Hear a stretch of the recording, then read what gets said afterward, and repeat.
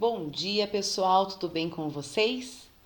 Na aula de hoje, nós vamos aprender um pouco mais sobre a hidrosfera e sobre a atmosfera. Este conteúdo está presente na página 48 e 49 da apostila de vocês. Eu peço que vocês abram e acompanhem a explicação. Então, nós já aprendemos sobre a biosfera e sobre a litosfera. Então, lembrem que bio significa vida e a palavra biosfera quer dizer esfera da vida.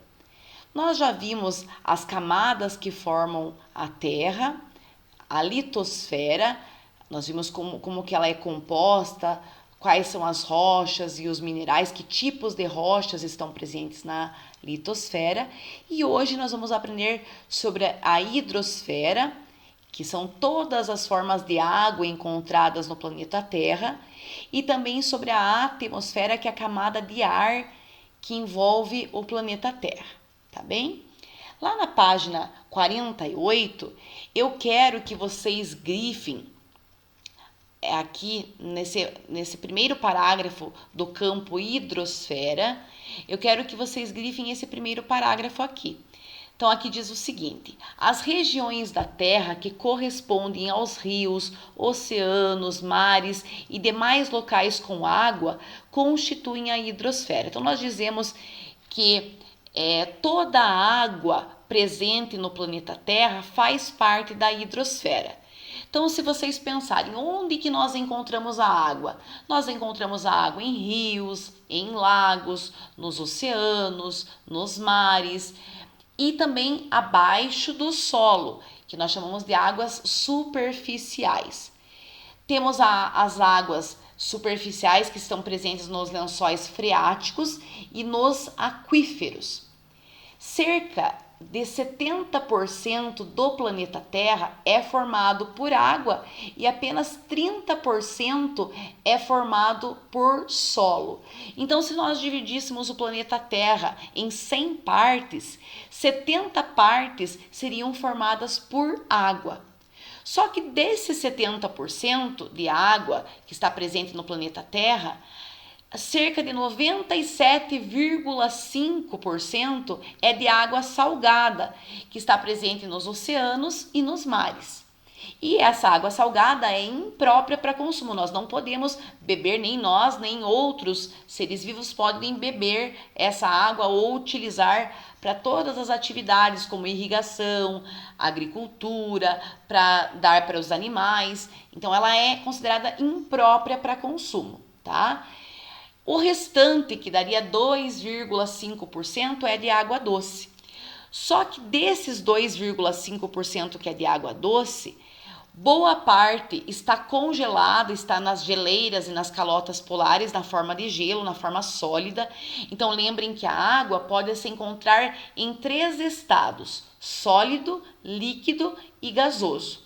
Então nós temos 97,5% que estão nos mares e oceanos, que são água salgada, e o restante, que daria 2,5%, é de água doce.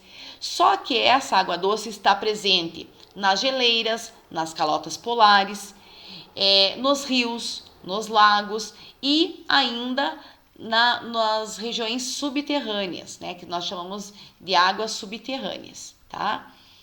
Então, aqui notem que mostra a distribuição de água no planeta. Então, aqui mostra que o planeta Terra contém 70% de água.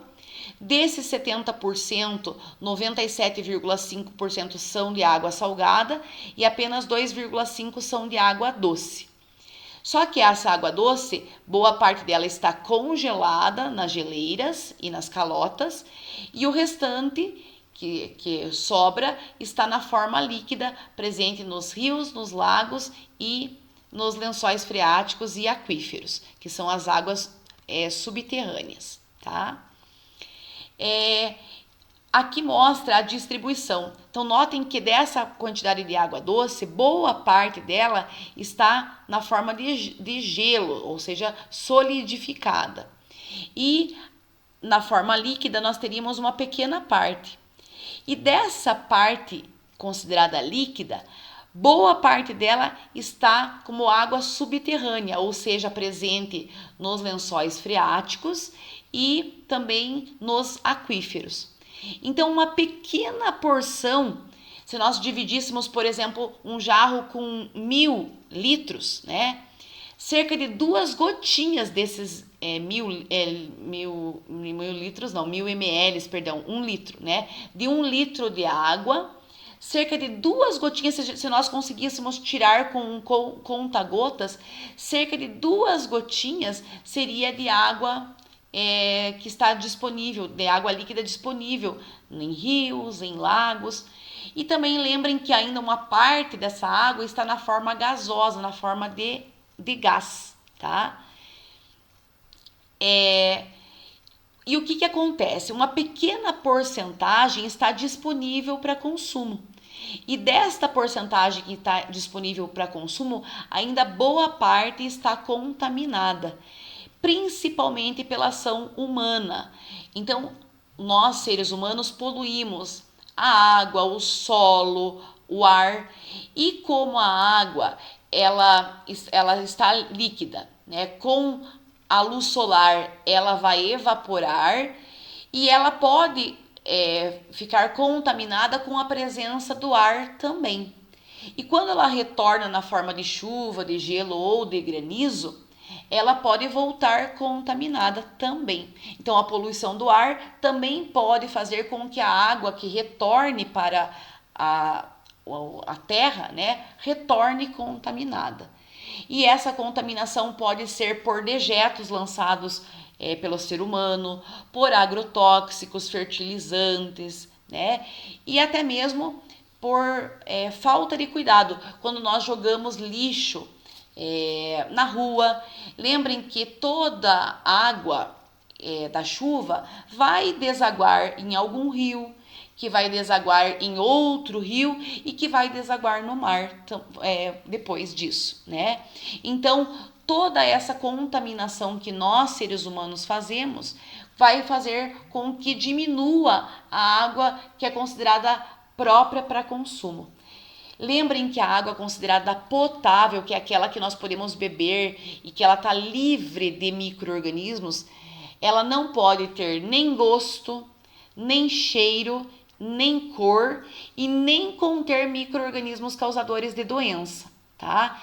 Então, essa pequena quantidade, cerca de menos de 1% que está disponível para consumo, nem toda ela é considerada potável, ou seja, né, é livre de micro-organismos causadores de doença, tá? Eu vou passar agora para vocês um videozinho que vai falar um pouco mais sobre a água disponível no planeta Terra e no nosso corpo. No corpo humano também nós temos cerca de 70% da nossa composição corporal é formada por água. Então eu quero que vocês assistam esse videozinho que também mostra um pouquinho do ciclo da água, que toda água que evapora retorna para a Terra, né? E em seguida, nós vamos fazer algumas discussões.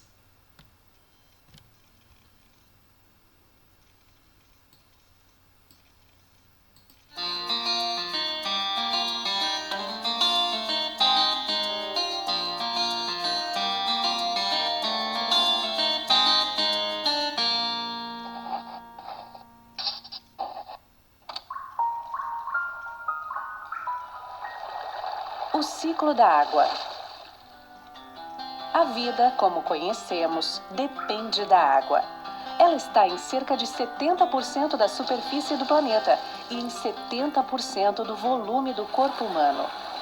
Está em toda parte, ligando os continentes e criando condições para a vida. A água está o tempo todo em movimento, sob diferentes formas.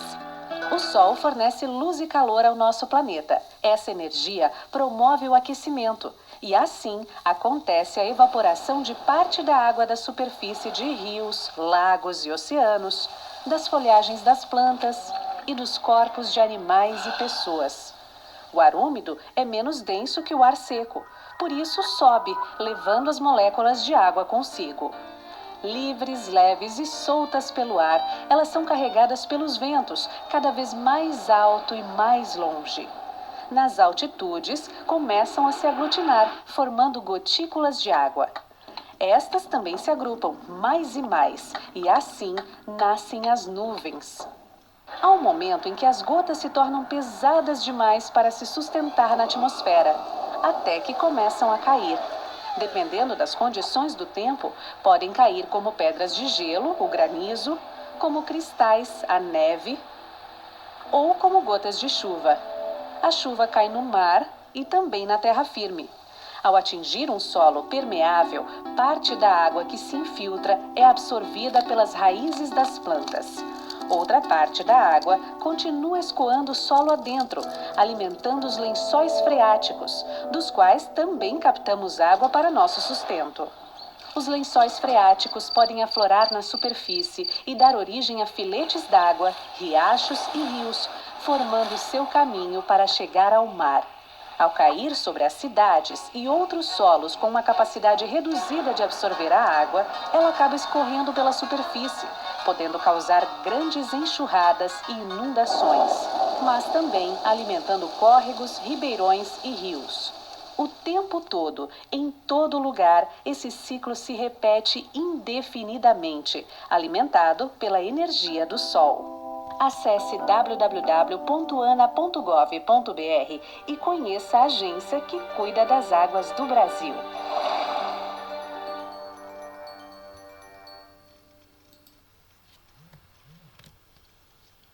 Então, nesse vídeo vocês puderam ver um pouco sobre o ciclo da água, que a água presente nos rios, nos mares, nos oceanos, nos lagos, vai evaporar.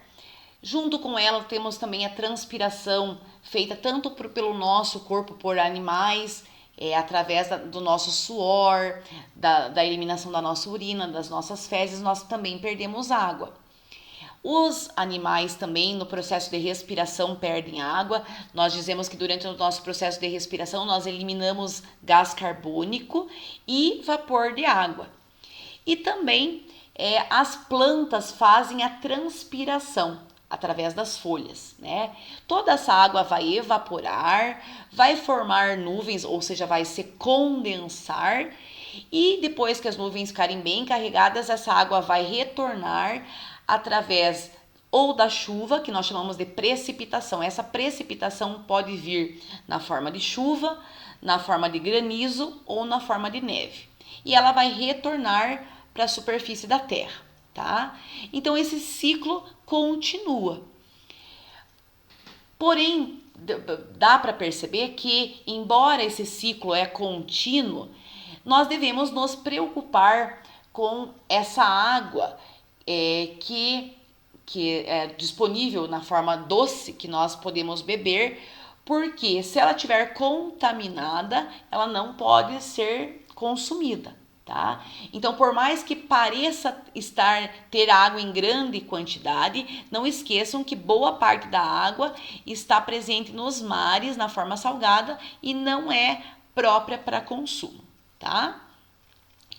Nós, seres vivos, temos uma relação de dependência diferente de um para outro ser vivo. Uns dependem mais da água, outros dependem menos. Por exemplo, se eu pegar um cacto é uma planta adaptada a viver no deserto. Ela é uma planta que necessita menos de água do que um copo de leite, que necessita de uma grande quantidade de água. Os animais aquáticos necessitam de uma quantidade maior de água do que os animais terrestres, mas todos os seres vivos necessitam de alguma maneira dessa dependência com a água, tá? Abaixo, na página 48, nós vamos falar sobre a atmosfera. Então, o que eu quero que vocês destaquem aqui. Nessa realidade aumentada presente lá na página 48, vocês podem ver um pouco mais sobre essa distribuição aqui de água no planeta Terra.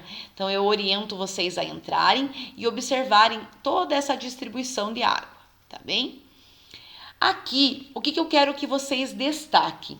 Nesse segundo parágrafo, eu quero que vocês destaquem desde aqui entre até a palavra ozônio.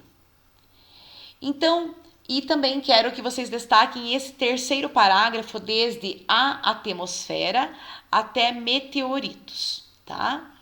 Então, a camada de ar que envolve o planeta Terra é chamada de atmosfera.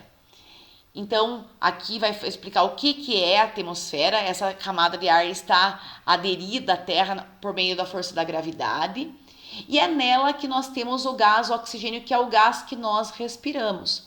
Porém, analisando a composição da atmosfera, o gás que está em maior quantidade é o gás nitrogênio. Cerca de 78% de gases presentes na atmosfera é do gás nitrogênio. 21% é de gás oxigênio, que é o gás que nós respiramos. E o restante é de outros gases, cerca de 1% é de outros gases. Então, somando 78% mais 21% mais 1%, totaliza o meu 100%. Então, lembrem que o gás que está presente em maior quantidade na atmosfera é o gás nitrogênio, em segundo é o gás oxigênio, e nós temos 1% de outros gases. Dentro desses outros gases, nós temos o gás carbônico, que é liberado por tudo que entra em combustão, ou seja, queima. Tudo que queima libera gás carbônico. Nós liberamos gás carbônico através da nossa da nossa respiração. Quando os fungos e as bactérias fazem a decomposição da matéria morta, também é liberado o gás carbônico. Os combustíveis dos carros, as indústrias liberam gás carbônico. O vapor de água, que está presente na evaporação de rios, de lagos, de oceanos. Lembrem que nós eliminamos vapor de água também na nossa respiração. As plantas fazem essa evaporação, liberam esse vapor de água. O gás ozônio, que está presente na camada de ozônio. E outros gases, aqui o gás hidrogênio, o gás argônio. Mas todos esses outros gases somam 1%, tá? A atmosfera funciona, tem dois papéis importantes, né? Então, ela funciona como um filtro, que é a atmosfera que vai impedir que os raios solares incidam, né? Essa radiação do Sol incida com toda a intensidade na Terra, e também vai impedir que meteoroides, né, caiam sobre a Terra. Então, quando os meteoroides atingem a atmosfera, eles vão formar como se fosse um rastro luminoso, como se fosse uma estrela cadente, tá? Aqui é chamado, quando atinge a atmosfera e cai na forma de estrela cadente, ele já é chamado de meteoro ou estrela cadente, tá? E quando eles atingem a superfície na forma de rocha, né, que parece como se fosse uma rocha, uma pedra, eles são chamados de meteoritos, tá? Então, quando eles se transformam em estrela cadente, ele é chamado de meteoro, e quando atinge a Terra, é chamado, né, quando atinge a superfície da Terra, é chamado de meteorito, ok? Então, a atmosfera tem essa função de proteção, tanto quanto das radiações, contra esses corpos que podem atingir o planeta Terra. Na próxima página, nós temos as camadas da atmosfera. Então, nós temos um total de 5 camadas. Eu vou passar para vocês agora um videozinho que explica um pouquinho sobre cada uma dessas camadas.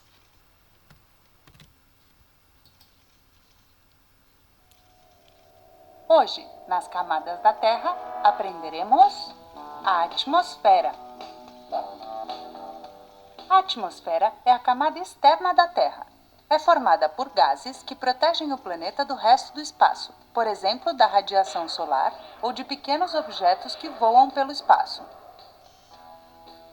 É na atmosfera que encontramos o oxigênio, um elemento especial para a vida na Terra.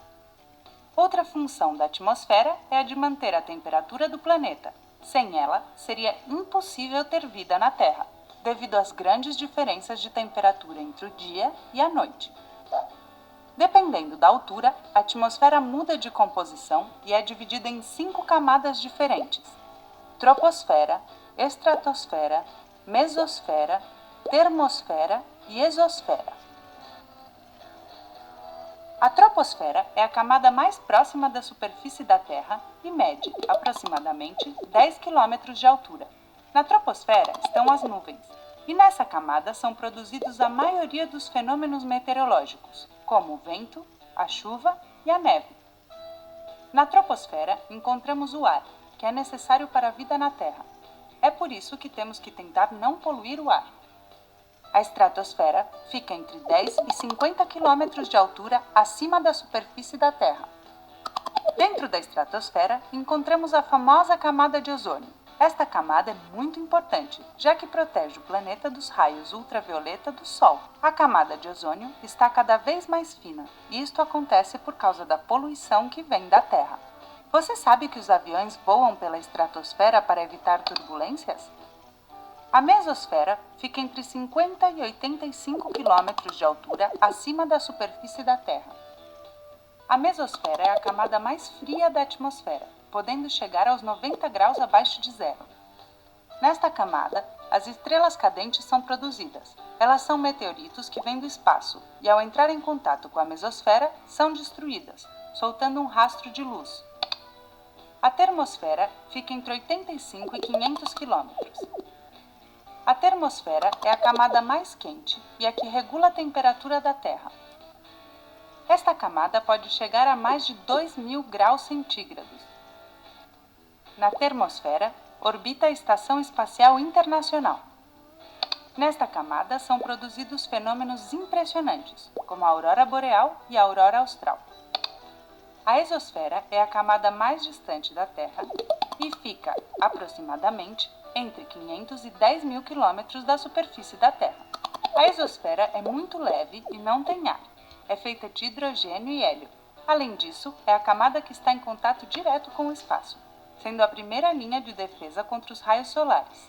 Nela, encontramos vários satélites. E estas são as 5 camadas da atmosfera. Interessante, né?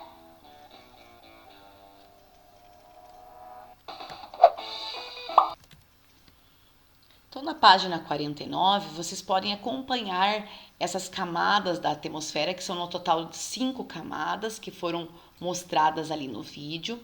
Então, a primeira camada é chamada de troposfera. É nessa camada que contém o gás oxigênio, que é o gás que nós respiramos. Nas outras camadas não possui gás oxigênio. Então, nós, seres vivos, podemos sobreviver apenas nessa primeira camada, que é a camada da troposfera. É nessa camada que ocorrem todos os fenômenos meteorológicos, como chuva, furacões, trovões, ocorrem nessa camada. É nela também que sobrevoam os aviões comerciais. Então, ali no vídeo vocês viram que muitas vezes, para fugir das turbulências, os aviões voam aqui na estratosfera. Mas na estratosfera, geralmente, só os aviões a jato que voam. Os aviões comerciais voam na troposfera, tá? Na segunda camada aqui, que é a camada da estratosfera, que é a camada também conhecida como camada, tem uma pequena parte dela que é uma camada de ozônio, que a função da camada de ozônio é proteger a Terra contra as radiações solares. Então, apenas o calor do Sol deveria ser sentido por nós. Esses raios deveriam bater nessa camada e retornar, ou seja, deveriam incidir e retornar como se fosse um escudo. Porém, devido à grande poluição, existem buracos na camada de ozônio que fazem com que os raios incidam diretamente no planeta Terra, causando um dos principais problemas é o câncer de pele. Na próxima camada, que é a camada da mesosfera, que a temperatura é muito baixa. Aqui, o que acontece? É nessa camada que os meteoritos, atingem a camada da atmosfera e vão se transformar em estrelas cadentes. Então, elas ficam com aspecto de como se fosse uma estrela caindo, como se fosse uma luz, forma como se fosse uma cauda, que é a estrela cadente, tá? Na termosfera é onde ocorrem os fenômenos da aurora boreal e austral. É considerada a camada mais quente, que chega até 4.000 graus Celsius, Então, comparado com as outras camadas, é a camada mais quente e é nela que tem os ônibus espaciais. E por último, a exosfera, que é a última camada da atmosfera, é nela que nós encontramos tanto os satélites artificiais como os telescópios espaciais, tá? Então, aqui vocês podem observar as 5 camadas e o que nós encontramos em cada uma delas. Eu peço que vocês entrem nesse QR Code, que é uma animação dessas camadas da atmosfera, tá bem? E na próxima página vão ter alguns exercícios que eu quero que vocês façam. Caso tenham qualquer dúvida, entrem em contato comigo. Um grande beijo e até a nossa próxima aula.